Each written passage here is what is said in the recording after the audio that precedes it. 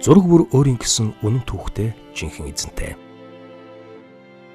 Харин эдгээр зургаас Монголын насанд хүрээгүй хүүхдүүдийн тодорхой хэсэг хүнд хүчээр хөдөлмөр эрхлэж амьд зуухаас өөр аргагүй нөхцөлд буйг харж болох юм. Бодит байдал ийм байгааг фото хайцсандаа буулгасан Монголын гэрэл зурагчид өнөөдөр цуглах гэж байна.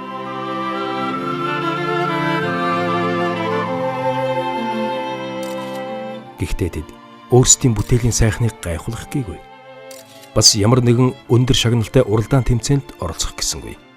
Харин хүүхэд насаа урсан өнгөрч байгааг анзаарах ч сөхөөгүй өөртөө агтсан хөдөлмөр эрхэлж буй хүүхдүүдийн тухайд гэрэл зургаар үүдэх гэж байгаа билээ.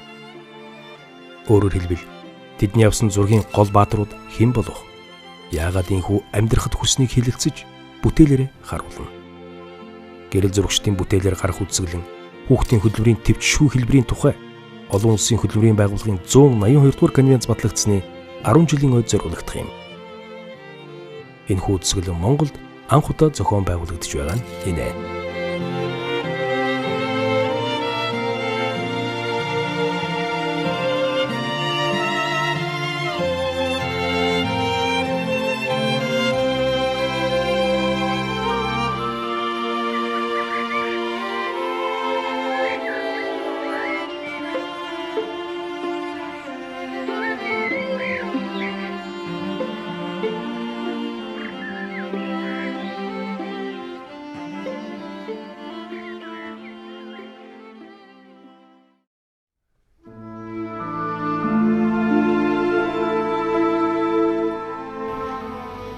Сургууль завсардах, орон гэргүү тэнэх, хараа хяналтгүй хаягдах, гэмтэрэг, хүч хэрхийлэлд өртөх гээд олон сөрөг үр дагавар Монголын хүүхдүүдийн амьдралд 1990-ад оноос хойш хүчтэй түрэн орж ирсэн юм.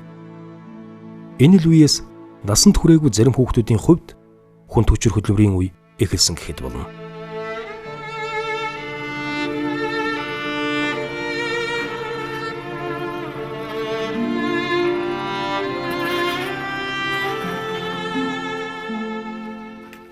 Уул уурхад ажилдаг хүүхдүүдийн олонх нь газар ухах, шороо зөөх, нүүр солборлох, алт ухах гэгчлэн томчуудын хийх ёстой бүхнийг хийдэг. Ажлын цаг нь ч ялгаагүй томчуудын адил 8-аас дээш цаг. Заримдаа бүр тодорхойгүй урт цагаар ажиллахад хүрдэгэ хүүхдүүд ярьдаг юм.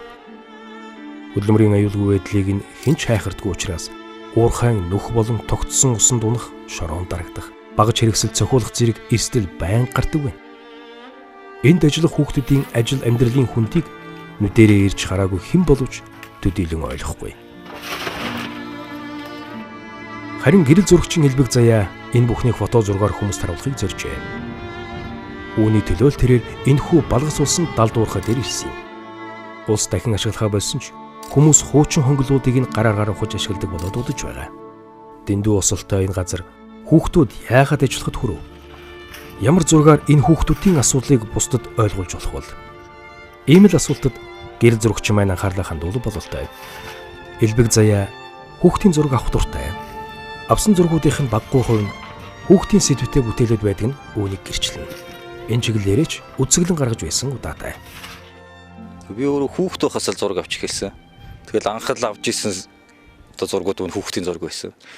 Тэгээд би ч өөрөө бас нэг хүүхд насндаа илүү хайртай юм уу та. Ер нь хөгширч чаддаг. Тэгэл хүүхдүүд илүү дотно үйдэг. Харьцсан ч гэсэн хүүхдүүд илүү дотно. Яг том хүмүүсийн зурагч авдаг л да хаа мөгөл зураг. Гэтэл илүүтэй хүүхдүүд юу гэдэг цагаан гэдэг юм уу яг байгаагаараа байж чаддаг. Хүүхдүүдтэй ийм зохион байгуулалт хийгээд ах шаардлага багт. Эднэртэй сайхан ойлголцол тэгэл харилцаа зургийг авахд илүү амар байдаг. Зураг бүрийн цаана бодит үйл явдал түүх бий. Тэр бүхнийг илэрхийлэхэд мэрэгжлийн ур чадвар, ууггүй судалгаа, төвчээр шаардлагатай нь мэдээж. Гэхдээ хамгийн чухал нь хүмүүсийг, хүүхдүүдийг байгаагаар нь ойлгох нь л чухал юм байна. Хүүхдийг хайрладаг, ойр дотн байж чаддаг, тэдний гэсэн сэтгэлтэй хүн л хүүхдийг ойлгодог гэдгийг элбэг заяагийн зургуудаас харж болох юм аа. Энэ зургийнхаа би тайлбарыг нь болохоор ингэж хэлсэн нэгсэн хүүхдээс юм харамлал ингээл нуугаад байх юм бол тэд нар ч илүү сонирхоод байдаг шүү дээ. Яг трийг л илүү хүмүүст хүргэх гэсэн. Бид нар хүүхдээс ингээл ямар нэг юм нуугаалах юм бол тэд нар илүү сонирхоод байна. Илүү тэдэнд анхаарлаа хандуулад байна шүү дээ. Энэ болохоор яг томчуудын нэг хурал тэг хүүхдүүдийг оруулаагүй тухайд Тэгэхээр чи хүүхдүүд чинь тэрэн дотор юу болоод байгааг нь үзэх гээд бүр ингээд цонхон дээр ингээд шавлдаад. Тэгээ яг хөө тэр хурал дотор нь томчуудад хурал дотор байж байгаа цонхроо харсан чинь өө баахан хүүхдүүд шавцсан. Тэгээ ахтайхан сэмэрхэ очиж байгаа тэр хүүхдүүдийн зургийг авчаад тэгээд гарч авъя гээд хурдхан шиг гараад нөгөө талаас нь бас авсан байгаа. Яг тэгэнгүүт нөгөө хүүхдүүд чинь бүр тэрэнд юу болоод байгаа нь л тэднэрт сонин. Тэгээ тэрийг л хүмүүст харуулах гэж зорьсон. Хүүхдүүд хаанч байсан хүүхдэрээ л байдаг. Гагцхүү өөрсөд нь үнэн сэтгэлээсээ хандаж байгаа хэнд боловч хүүхдүүд итгэж зовлон бэрхшээлээ хуваалцдгийг Гама агентлагийн зурагчин Даванимын туршлага нотолж байна. Даваним өнөөдөр Баянгол зочд буудлын өмнөх Дулааны шугамын хонгилд амьдардаг 3 хүүхэдтэй танилцжээ. Арай хамт нь 18-тай. Нөгөө хоёр нь 16-тай, 14-тэй гин. Гудамжинд бие биенээ олж нөхөрсөн 3 хүү энэ хонгилд нэлээд удаан амьдарч байгаа гин. Идэж уух, эдэлж хэрэглэх бүх нэрээ гачигдж, анхаарч, халамжлах хүнгүй өөрөө өөрсдийгөө болгож яваа ийм хүүхдүүдийн зан ааш ихэд эвдэрсэн байдаг. Тиймээс эдэнтэй хил амаа ололцож зураг авах гэдэг амаргүй даваа. Гэсэн ч Даваним энэ 3 хүүгийн эртний танил найз нөхөрний юм шиг л байж чадсан юм.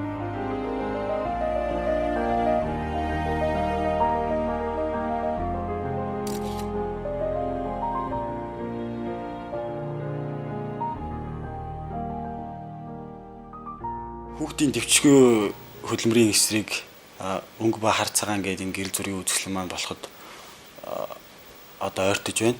Тэгээд би энэ Таришаанд зураг авахдаа бол 150-60 зураг авсан.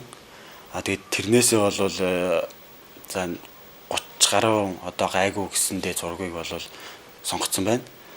Одоо сайн зураг гаргая те. Бол одоо тухайн хүүхдтэйгээ ярилцаад нөгөө хүүхдийн одоо нэг итгэлийг олон ч хийх юм те. Түүнээс яг шууд анх уулзангуутаа л за би чиний зургийг авна те. Таришаанд ч очиж байгаа зургийг ч аавна гэж ингэх юм бол нөгөө хүүхд маань айгүй хиймэл болох ч юм уу те. Яг тийм хийсвэр болох учраас тухайн хүүхдтэйгээ одоо нэг эхлээд нэг хоёр удаа уулзсан. Тэгээд тухайн газар нь очингуудаа юу юм яриад чамаа хин гэдгүү ч гэдэм үү. Тэгэл чи яагаад гэр орноосоо гарцсан? Ер нь юу хийж чинь? Би хичээлээд. Ер нь бол өнгөд удаар гэрэн ашиглах байхгүй. Тэ өөрөө саналлах сүслэр. Өөрөө гарах сонирхолтой. Ил гараал гадуур явал. Савштай өдрөгөө хоол ундынхаа мөц авах. Тэгэл нэгдүгээр эмчгээс хоолож идэж байгаа юм нага. Гон тэгээд хаяа нэг савн богдны мөнгө төгрөг болоод товсноо авах. Гранд гэсэн хог богноос заримдаа юу мөнгө төгрөг гойж мөнгө уяага. Тэгэл яг ингэж явсаар байгаа л яг нэг өдрийг яг нэг тийм явдаг юм газартай. Тэгээд одоо хог шилаазаад түүдэг яг нэг тийм яг нэгэн хэвийн тийм юунд орцсон. Түүнээс бас тэд нар чинь бас дотроо одоо өөр газар нутглууч их юм орох юм бол бас жоохон дээрлэхүүлэгч гэдэг юм уу тиймэрхүү асуудлаас ордог. Минус энэ тэмдрахад бас ингээд таавар ингээд байгаад идвэл өшөөс өчнөө минустэй адилхан ингээд тэндэг том тий бас ах нар байгаа тий хормор гарцсан янз бүрийн гөгшин эргчим тэгээд янз бүрийн ах нар байгаа л да. Тэд нар бол минусыг бас ингээд бидний энд байж зүгээр байдгүй шүн мөн унтчихт олол орж ирж чинь ч юм уу тий бас додож тарамтлах манутлах нэг тиймэрхүү бидний хооц нэр дээрэмдэг бас герман халаасан бас тодорхой хэмжээний бид нар чинь 23 нүр бас байна төстэй мөнгө юмнаас үлдсэн бас осныхан зургаар үрээд байхгүй бид нар ч бас байлгачлаа шүү дээ тий. Тэгэл тэр дээрэмдэх маягийн ч юм уу тэгэл гаргаалуудын манай энэ жоохон моох нар ч юм уу гаргаал дуудуулж мөнгө гойлгох ч юм уу эсвэл бидний гараар гараж нэг хулгай зэлгийг хийх гэдэг ч юм уу нэг тиймэрхүү жоохон сүрдүүл өмөрдүүл байдаг л та биднээс. Ийм л байдлаар судалж, ойлгож, чин сэтгэлээсээ хандсан учраас хүүхдүүд зурагчинд өөрсдийгөө нээж, амьдрах гэж хэрхэн тэмцдэгэ додончлон ярьж өгчээ. Энэ тентхийн хогийн сав ухаж, шил лаад цуглуулж талхны мөнгө олно. Бүр болохгүй бол эмнэлгийн өвчнүүдээс хоолгож идгээч нуусангүй. Хаягдал цаасан хайрцаг унтах дэвсгэр нь болно. Хувц угаах сав, татах тамхи олох гэж бас л ажиллах хэрэгтэй. Маргааш хаагуур явж юу хийх вэ? Яаж мөнгө олох вэ?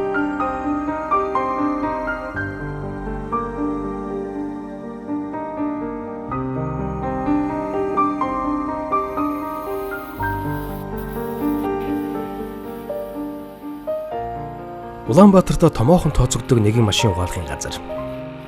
Энд арчил сонины гэрэл зурагчин отхон жаргал машин угаадаг хүүхдүүдийн тухай дуран хараандаа буулгахаар ирээд зураг авч байна. Гэр орон эцэг ихтэй зарим хүүхдүүд ч ажил хийдэг болсон. Ялангуяа машин угаалгын газарт хүүхдүүд ажиллах нь сүүлийн үед нэлээд түгээмэл болоод байгаа. Түүний сонгосон энэ газарт 10 орчим хүүхэд ажиллаж байна. Хамгийн бага нь 13 настай. Отхон жаргал түүнийг бусдаас нь нэлээд онцлон дурандаа буулгаж байна. Машин угаадаг хүүхдүүдийг зурагчин отхон жаргал яагаад ингэтлээ онцолсон юм бол? Би тэнд байнга машин угаалгадаг л да. Тэгээд анзаарсан ерөөсө тэнд ажиллаж байгаа ерөөсө бүх ажилчид хүүхдүүд байсан. Бүгд тэгээд зааварчилгаа өгж байгаа. Эзэн хоёроос нь бусд нь дандаа хүүхдүүд ажиллаж байсан байхгүй. Тэгээ миний нүдэнд тусаад тэрийг бас харж эмзэглэж явдаг байсан болохоор тэр газрыг сонгож тэгээд энэ ч нэг зураг авалтаа хийж бодсон. Зөндөө шиг 8 цагаас ирдэг. Өрөө 9-оос тардаг. Гэр бүл дөрүүлэн амьдардаг. Энд ч ажиллах ээж авдаг туслах гэдэг энэ ч ажил. Нэг өшөөнийг би 30 минут дотор өдөрт нэг өдрийн 5,000. Тэгээд 15 бол 75 байх шүү. 13-та энэ хүү олимпийн аврах Төвшин Баяр шиг сайн бүх болохыг хүсдэг гэлээ. Одоохондоо ажил хийгээд завгүй байгаа учраас бүхэн секцээ бас сургуулийн орхихоос өөр аргагүй хүрч байгаа гэж хэлж байна. Барууных шиг автоматчсан машин угаалгын газар Монголд бараг байхгүй. Тэр чигээрээ гар ажиллагаа шаарддаг хүн төдөлмөр. Гэтэл хүүхдүүд энд ажилтгийн учир нь юундаа байна вэ? Мэдээж яагаад тэгж томчул хүүхдүүдийг авч ажиллуулж байгаа. Цалин л бага. Тэгээ хүүхдүүд хил ам хийж мэдэхгүй шүү дээ. Хүүхд юм чинь. Тэдний нэг чанга дуугархад хүүхдүүд нам л явна шүү дээ. Тэгвэл чи дараагийн чи хүүхд ирнэ ч гэдэг юм.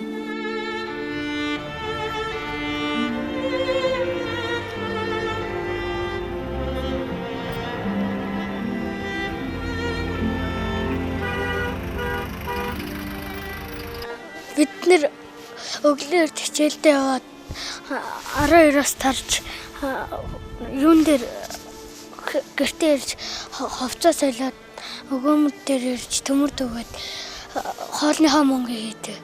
Нэг хил төмөр 20 авт. Өдөр тэгээд алцсан нэг 20 мөр 10 мөр гэлтэй. Ажил хийвэл ам тусна гэдэг ардын үгээр бамбаа хийх зарим томчууд энэ хүүхдүүдийн асуудлыг төдийл ойлгохгүй юм. Ийм хүмүүс Монголд олон бий. Хүүхдээр ажил хийлгэж хөдөлмөрийг нь мүлжиж байгаагаа ойлгодогчгүй. Хүүхэд насыг нь хулгайлж байгаагаа анзаардагчгүй томчууд байсаар л байна.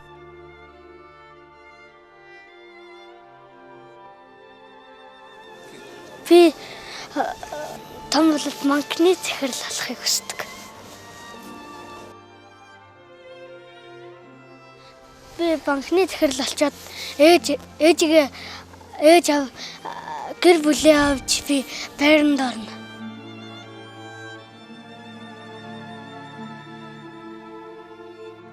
Өдрөөс явж юм жоохон дурлаа.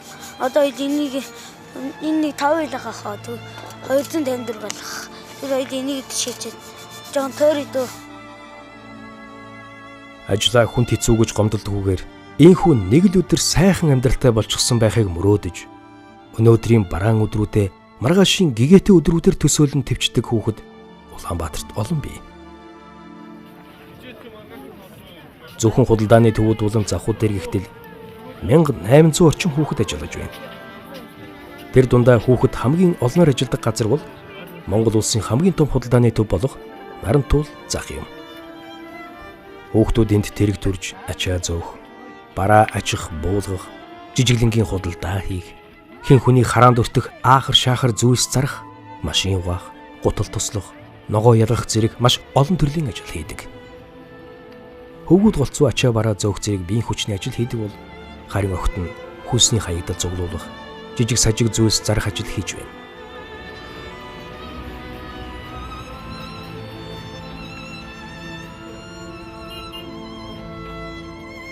Надад хийсэн мөнгийг муухай хүмүүс надаас дэрэмдэж авдаг гэсэн. Тэгээд би дахиад хийх мөнгө хийхээр ерөөсөө олддоггүй.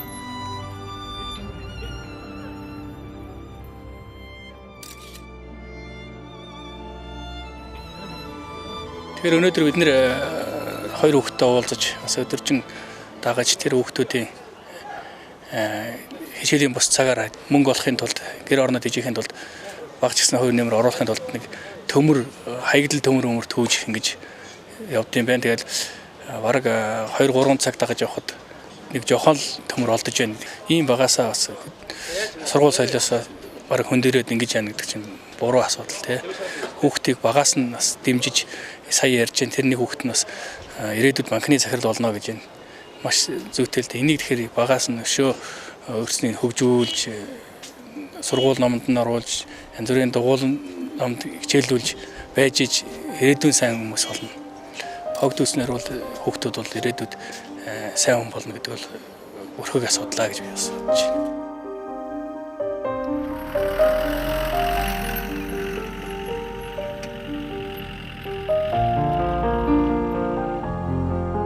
Харин хэн нэгнээс цалин авч цагт баригдалгүйгээр хөдөлмөр эрхэлдэг хүүхдүүдийн нэгэн хэсэг хогийн цэгүүд дээр бий. Улаанбаатарын хэмжээнд цагаан даваа, морин даваа, улаан чулуутын гэсэн хог хаягдлын 3 төвлөрсөн цэг байдаг. Эдгээр хогийн цэг дээр олон хүмүүс гэр бүлээрээ ажиллаж хоногийн хоолндоо хүрдэг юм. Хүүхдүүд ч ялгаагүй эцэг эхийн хамт өглөө эртлэн ирж үчийн бүрий болтол мөр зэрэгцэн ажиллана. Зөвхөн улаан чулуутын цэг дээр ихтэл 300 гаруй хүн ажилтгийн 50 орчим нь хүүхдүүд. Тэр хүүхдүүдийн нөхцөл байдлыг фото хайснаа буулган харуулахаар гэрэл зурагчин сайн жаргал зорж явааны. Энтхийн хүүхдүүд их ирсв. Тэр бүр гадны хүмүүстэй ам нээхгүй. Бас үргэлжил завгүй байдаг юм. Энэ дээр нэг 4-5 жил ажиллаж байгаа шүү. Нүглээ 12 цаг гэж гарч ирэл. Өөрөө 5-6 гэл бодчих шүү дээ. Гэтэ 6 л Манайх чи хэд үлээ? хэд лээ. Тавуул. Зүгээр ахмахтайгаа амьдэрт. Яг гоо ер нь бол энд нэг хөөгтүүд хог ухаж амьдэрдэг гэсэн сонсоод ирсэн л тэгээд ирсэн байдал бол маш хүнд байна. Тэгээд сая нэг 2 хүүхдийн зураг авлаа, 2 хүүхдтэй ярилцж үзлээ. Тэгээд хоёулаа хог ухаад ар гэрээ авч явж байгаа амьдралаа залгуулж байгаа л гэж байна л тэгээд өөртөөс нь одоо ингээд цаашдаа сурах уу, сургууль соёлдоо явдггүй гэсэн ерөөсөө тэр талаар боддггүй л гэж байна. Тэгээд баг ингээд өөрсдийнх нь хувь тавилан юм шиг л ингээд насан туршдаа хог ухаад амьдрах юм шиг юм ярьж байна л тийм. Тэгээд би одоо сая нэг 30-аад минут зураг аваад явхад л ерөөсөө маш их таарлаа. Тэгэхээр тэгээ одоо энэ өчнөө олон жоохон хүүхдүүд энэ орчинд ингээд даарцаагаад маш хүнд хэцүү нөхцөлд амьдралаа авч явах гэж тавьж бодож байна. Эндээс хүүхдүүд голчлон цаас, картон, шил, хөнгөн цагаан лааз, төмөр, хуванцар сав, ясгээд тушааж болох бүхий л 2 дахь түүхийдийг цуглуулна.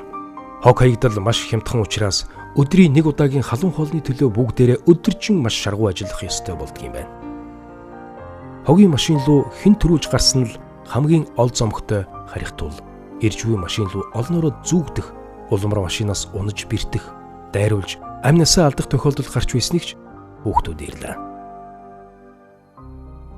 11 настай жаал хүүг хогийн цэгийн гаднах далангаас хаягдад цуглуулж байхад нь дээрээс нь хогийн машин хогоо асгаж амийг нь хохироосон тохиолдол гарч байж. 2005 оны 6 дугаар сард гарсан энэхүү эмгэнэлтэй хэргийг хинч хайхралгүй тэгсхийгээд хэрэг зарагч үүсгэлгүй орхисон гэхэд болно. Хог гинж чатаж гал гарах, нуран үүсэх, цөмрөх зэрэг өөр олон эрсдэл энтхийн хүүхдүүдэд тулгардгийг хүүхдүүд хэлж байна. Тэгэхээр энэ дээрээ давхад бас хогон донд ч гэсэн энд бас амьдрал өрнжил байна л да. Тэгээд хогон дундах амьдрал гэдэг чинь тэгээд ерөнхийдөө арга ертөнцөөс тасарсан хүмүүс л байна шүү дээ. Эндээс ингээл тэр хотын чэнжүүд энэ дээрээ өөрсдөө хогийн түүгээд хөдөлтаад авчин. Энэ хүмүүс бол ерөөсөө энд ингээл амьдэрдэг ихэнх гэр орны энд байдаг хүмүүс байж байна. Сэтгэл имзэглэмээр бас нэгэн зүйл бол хогийн цэгт ажилдаг, ялангуяа тэнд амьдарч тэндээс хоол олж иддэг хүүхдүүд өөрсдийгөө хүн биш мэт үздэг явдал. Өөрсдийгөө тэд лавэны банхар, халтруу, цэгаанууд гэж нэрлэнэ. Харин хогийн цэг дээр очтгүй бусдыг болохоор цагаанууд хэмээн өөр тусгай хүмүүс мэт үзэх хандлагаар нийгмээс тасархай өсөж өндөөж байна.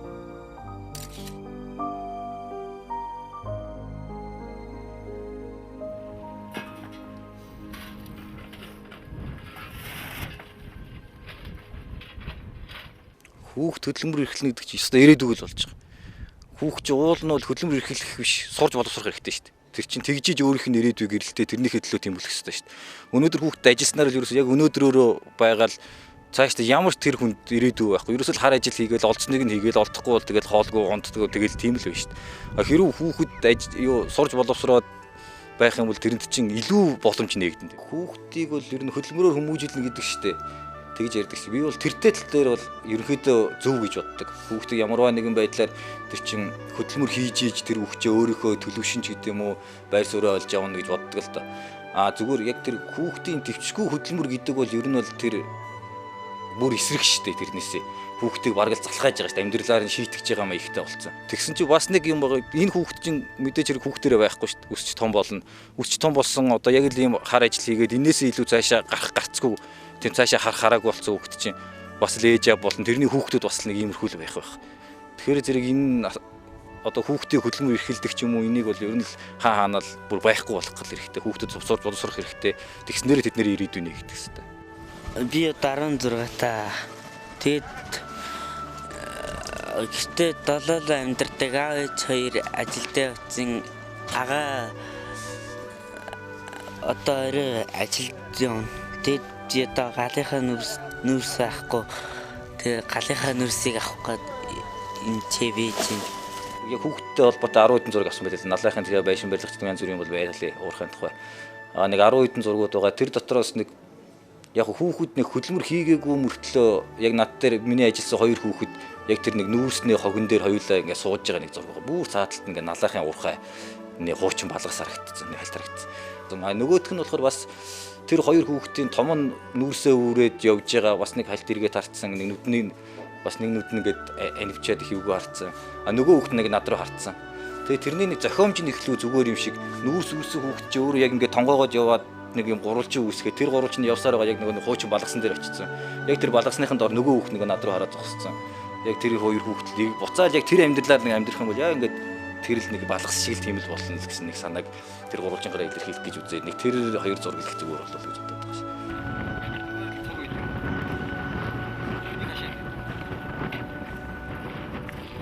Одоогийн бидний одоо яриад хөндөд байгаа энэ сэдв бол ер нь эргээд хүүхдтэй муу үр дагавар үлдээх болохоор зэрэг тэрийг бол зөвхөн төвчгүй хөдөлмөр гэдэг нь бол байж болохгүй юм. Гэрэл зурагчид бид бол тий гэрэл зургаараа дамжуулж л үжил бодлоо илэрхийлж гин хүүхдүүд таришаанд юм байна, хогон дээр ч юм байна тий хүүхдүүд үнэхээр хүнд хөдөлмөр эрхэлж гин. Сургууль бол хөөсдөг тэгээд хаяг тогтооход аюу хэцүү байдаг. Нэгэсэндээ хүүхдийн колонч нь мэддэггүй, хүүхдээ асрах газар нь мэддэггүй тийм үү. Тэгээд аюу хэцүү байдаг. Тэгээд үүдэн дээр ингээд цагдаанаар тэгэл ингээд байж идэг. Ингээд тэгэл өдөр болго ингээд жигсаана. Хүүхдүүдийг жигсаагаа тоондоо. Тэгэл хоолндоо орохдоо жигсэн. Тэгэл өдөр жингөө тэнцэж ингээд нэг мө тэр нэг зурагцын нэг үзээл сугал өдөр томтуулна гэж байхгүй. Тэгээд яг нэг юу яа тэгээ одоо дотор нь 16-аас доош настай байдаг. Тэгээд тэд нэг том хүүхдүүдийг авдаг. Гэхдээ ер нь 16 15 аав юу хүүхдүүд орж ирээ зодж дэрлэгдэг бас. Тийм үү. Тэгээ хаяа гадуур мадар цогтой явж байгаа ингээд насан турш хүмүүстэйг явж тээ. Хаяа одоо шишил ахмахтайгаа ч юм уу те. Хуур ахмахтай. Тэгээ явж хат би хамгийн жижигнээ хаяг тогтохтой оронгууд орчоод эднэр хурж ирээд дэргэн штэ. Надаа нэг чихэр мөхөр өгөн штэ те. Тэгэнгүүт тэднэр нь одоо ингээд булааж аваад зодж юм уу. Надаа өгч тэрийг өгч ингэж. Тэгэл гайгүй хүмүүс ч үсэн юм байх юм л тэгэл тэднийг авчна. Тэгэл суруулж байгаа гэдэг чинь одоо би чинь 14 дэх доор ажил нэг 6 талдгаар ингээд өгдөг байгаа шүү дээ. Тэгэхэд 1 2 дугаар ингээд нэг дээр тийм бодлого бодоод байна надаар. Нэг бол юм элемент тэр хууламжлал гэдэг үүдэг. Тэгэхээр ямар сургууль байх юм бэ? Цэцэрлэгт бараг л цэцэрлэгт тэдний чинь сурах юм шүү дээ. Тэгэхэд бол надад нэг тийж байгаад сонирхол байдаг. Хүүхдүүд шүү дээ амар хүнд хүчээр ажил хийж байгаагаа мэдрэхгүй байсан байхгүй. Хүүхэд болохоор л эдгээр мэдрэхгүй байна. Хэрвээ би юм уу чи хийжсэн бол хизээч бид нар энэ чи пүүцтэй зогсоод юм уу тийм үү? Өмднийхэн шуумаг нь өвдгөө хүртлээ ч юм уу өмд нь ноорцсон тийм үү? Шилбэнд даарцсан тийм хөлийнх нь хурнууд нь хөрцсөн иймд бид нөхцөл бид нар хизээч ажил хийхгүй. Тийм. Гэтэл эдгээр хүүхэд тулдаа мэдэхгүй ч гэдэм үү тийм үү? Хүүхэд тулдаа эдгээр ингээд мэдрэхгүй ингээд ажиллаж байгаа байдал тийм дүр зураг надад харагдсан байхгүй. Нэг машины хаалт авчихсан нэг шинэ жилээр том джип хаалт авчихсан. Шинэ жилээр өшөөж. Тэнцэнээс тог цохино фармдрэл. Эдгээр эрхээ хамгаалуулахаа мэдэхгүй. Би надаа ийм усны гутал аваад өгөөч тий. Надад ингээд ийм комбинзон өмсгчөөч тий. Ус нэвтрдэггүй комбинзон өмсгчөөч гэдэг юм уу. Надад ингээд хурууны нэг ийм шахны лент авцраад өгчөөч гэж хэлэх тийм үү. Тэр юу нь байхгүй. Эрхээ хамгаалж мэдэхгүй. Тийм өрөвдмөр бөгөөд бас нэг талаар тийм гин цайлган тийм хүүхдүүдийн яг л хүүхдийн тэр байгаа байдлууд энднээс харагдчихсэн. Өнөөдөр манайх дэндүү сайхан эрхчлөлттэй байгаа те сурч боловсрох боломжтой байгаа.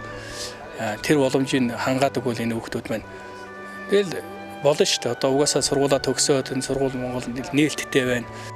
Тэгээд энэ бор амьдралын дундуур энэ зах зээлийн дундуур гүйж явж байгаа хүүхдүүд бол хүний амьдралын одоо маш нарийн юмнуудыг бол өөрснөө мэдэрч байгаа их багаасаа ингээд машин угаагаад ч юм уу тэрэг мэрэг түрээд ч юм уу ингэж амьдарч байхад л тэр болгоно бол дараа нь бол өөрсөнд нь амьдралд нь маш их хэрэгтэй болохоо эндээс цааш гарахад те их хүндрэлээс гарахад өөрснийгөө их тэмүүлэлтэй болохоо гэж бодож байна. Энэ гэр зоргийн үзэсгэлэнгийн талаар гэх юм бол би ер нь бол ард иргэдэд бас нэг цочроо өгөх, дохио өгөх ч гэдэг юм те маш хэрэгтэй цаг үе олсон гэж бодож байна. Тэгээ энэ дээрээ би бол өөрөө бүр тэрийгээ бүр маш их мэдэрч байна л да. Одоо бүр бошоохын үзэсгэлэн гарахгүй бол одоо бүр хэцүү болсон байх шүү те. Тэгээ ингээ анзаарч байгаа тэгээд нэг хог авчирч асгаж байгаа нэг хитэн машин л ярьж чинь тэгээд өөр ийшээ зорж ирдэг хүн ч байхгүй. Монголчууд Улаанбаатарчууд энийг мэдэхгүй байгаа. Тэгээд нэг алсаас ард нэг утаа манарсан нэг газар үйж яадаг. Гэтэл энэ дотор бүтэн ингээд амьдрал явж байгаа 40-40 насан туршийн хүүхдүүд ингээ ажиллаад явж байна л. Тэгэхээр үзэсгэлэн ер нь бол маш их ач холбогдолтой гэж бодож байна.